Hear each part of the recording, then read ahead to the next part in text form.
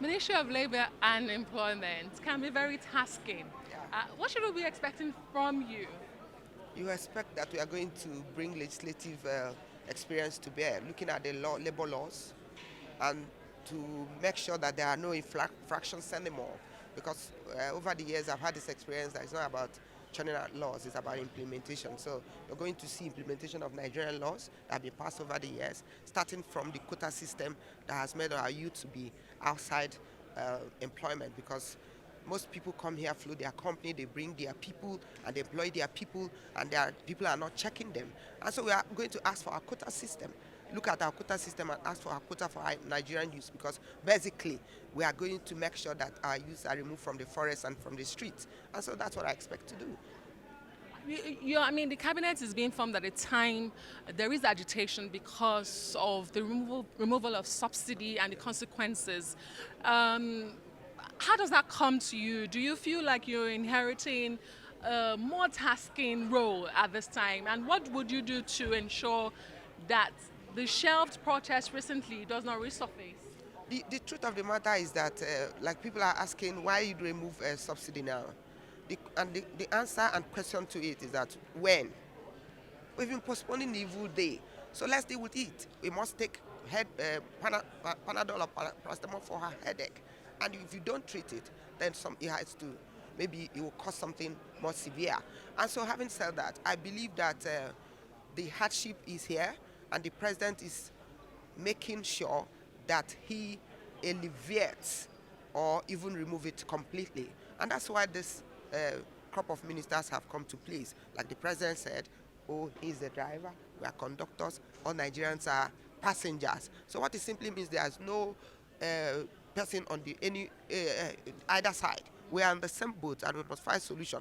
And to say that these things cannot be tackled, it's not possible. It is possible, because I believe that when we come together and be sincere to ourselves, first and foremost, see ourselves as Nigerians, because there's nothing that will make you not to suffer what others are suffering, no matter how rich you are.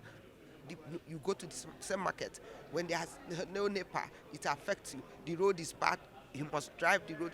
If the aviation sector is failing and the policies are not being weighted, one day you must fly, your relatives must fly. So I believe everybody must be on the same page.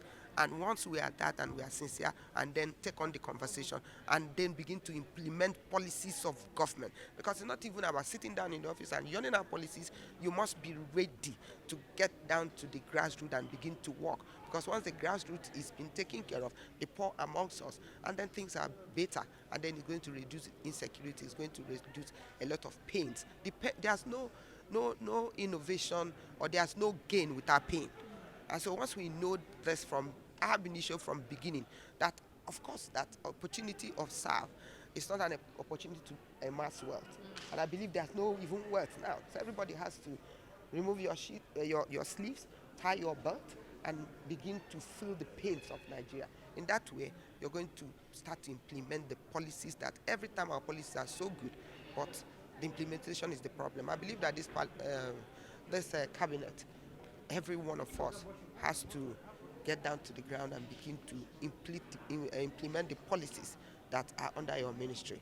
Thank you very much. And also collaborate with other ministries, because if you look at it, it's interwoven.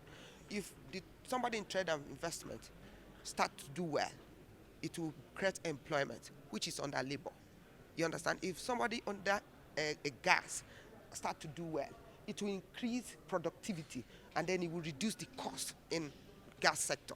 And so that's why everybody, no matter who you are, even the Attorney General, if you begin to implement policies on judicial reform, it's going to affect the general outlook. It will reduce corruption, it will reduce a lot of vices that have bedeviled this country. So I believe that everybody should be on this page, no matter which ministry you are. The truth of the matter is that, take what the president says, he's the driver, we are conductors, and Nigerians are passengers. And so we must find a way to have one Panadol to take care of our headaches. Thank you. Thank you so much, Mara.